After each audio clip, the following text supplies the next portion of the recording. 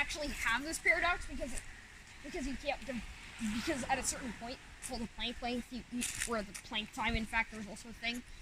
You can't divide up you can't divide up space or time anymore.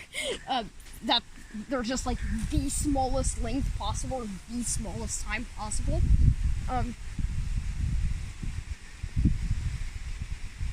Before physics breaks down.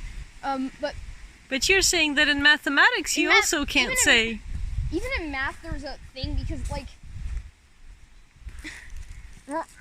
for example, if you have like an infinite sum of 1 plus a half plus a quarter plus an 8 plus a 16 plus and so on, then if they might think that's slightly less than 2 because it never quite reaches there.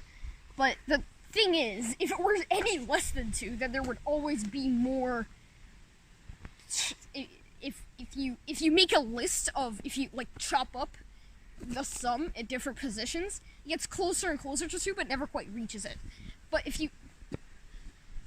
the thing is, if you pick a number that's any less than 2 as the answer, there are always going to be more terms in that list that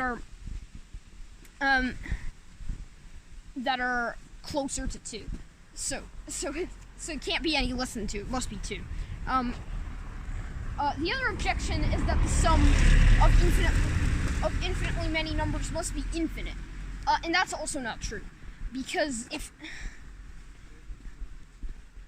again, if it were any more than 2, then it must be.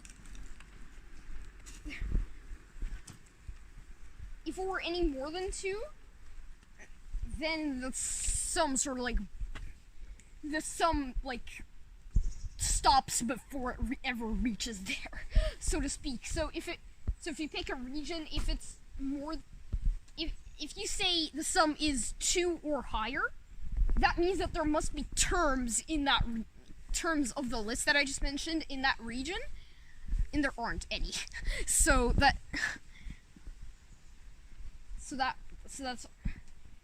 if there are terms, that's too small. If there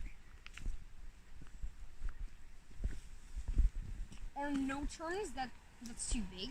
So it must be 2. So that was a little intuitive explanation as to how you mathematically rigorously define adding infinitely many numbers together. And that actually resolves the paradox if you think about it, because if you do that, that gives the same answer as the algebraic method that I mentioned earlier, or the